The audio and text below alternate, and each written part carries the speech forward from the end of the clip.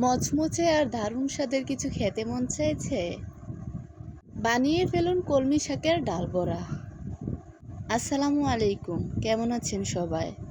আমি প্রথমে ডালগুলো সুন্দরভাবে ধুয়ে নিয়েছি, তারপর ব্লেন্ডার করে নিয়েছি। আপনারা চাইলে পাটায় বেটে নিতে পারেন। প্রথমে কুচি করে রাখা পেঁয়াজগুলো দিয়ে দিচ্ছি। কাঁচামরিচ, হলুদ, সামান্য পরিমাণে লবণ, জিরা গুঁড়া, সামান্য পরিমাণে রসুন দিয়ে দিচ্ছি।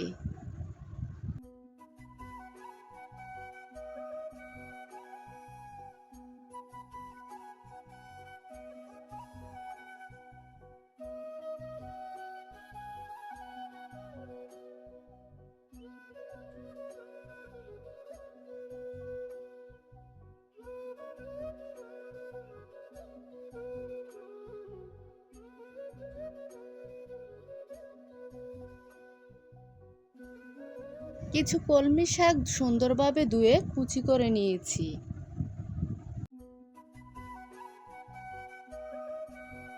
কুচি করে রাখা কলমি শাকগুলো ডালগুলাতে দিয়ে দিলাম।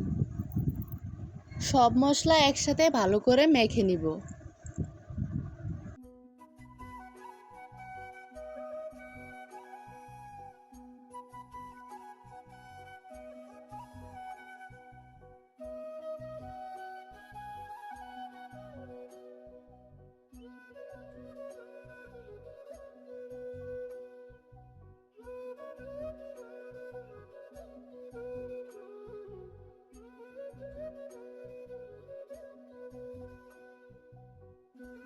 সবকিছু মাখা হয়ে গেছে, এখন কড়াইতে তেল দিয়ে দিচ্ছি। তেলটা গরম হয়ে গেলে ছোট ছোট করে গোল করে সুন্দরভাবে শেপ দিয়ে নিচ্ছি। চুলার আঁচটা কমিয়ে দিবেন, তাতে ভাজাটা খুব মুচমুচে হবে।